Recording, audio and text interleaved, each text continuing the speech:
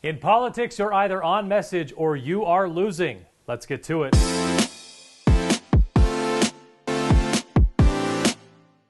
Welcome to On Message, a weekly look at where the battle lines are drawn and who is winning the war of words. This week, don't say gay.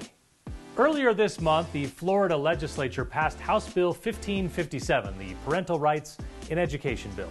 Now, opponents of the bill quickly dubbed it the Don't Say Gay bill, throwing any rational discussion of the bill's benefits or shortcomings right out the window so we can have ourselves a good old-fashioned message battle. So what does the bill actually say? Well, good question. It actually took a little bit of effort on Google to find the full text of the bill, which doesn't actually even say the word gay anywhere in the text. What it does say is that it prohibits, quote, classroom discussion about sexual orientation or gender identity in certain grade levels or in a specified manner. Okay, so what exactly are those grade levels, you may ask? Well, that's spelled out beginning on line 97 of the bill.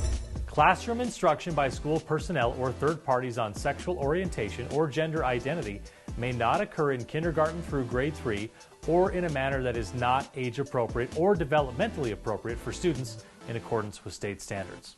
As I've mentioned several times in previous episodes, the simplest message almost always wins, and a catchy phrase like "don't say gay" would normally be good enough for opponents of the bill to come out victorious, especially since they know they can count on people not to do what you and I just did, which is read the text of the bill itself.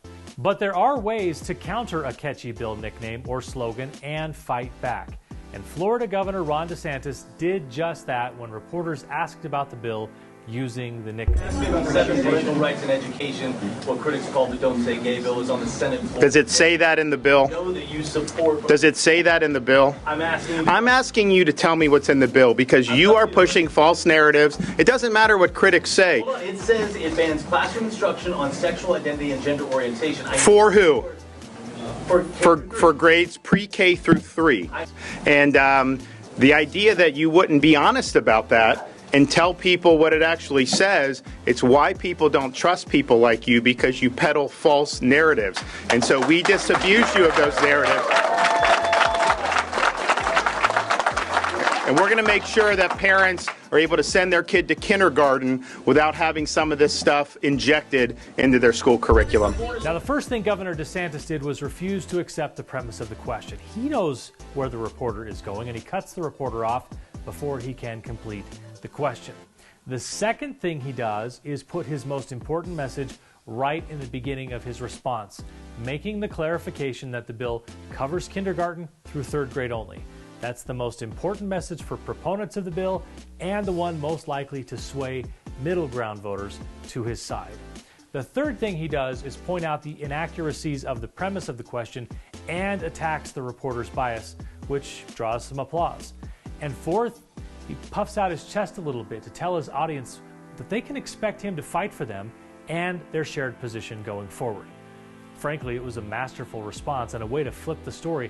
There's just enough of the element that draws people to President Trump, that take no prisoners, I'm done being nice, I tell it like it is, but backed up with facts and presented in coherent sentences. It's what has people talking about Governor DeSantis as a presidential nominee and has the Trump camp worried that someone might have figured out how to be a better version of Trump himself. In politics, do not expect your opponents to be interested in being fair about your message. Getting the message right is your problem, but when they present something that is verifiably false, pointing it out is not only important, doing it in a way that exposes their pliable relationship with the truth is very much to your advantage. That's it for this week. More On Message in the next issue of the Utah Political Underground. Make sure to visit the site and sign up for our weekly email update.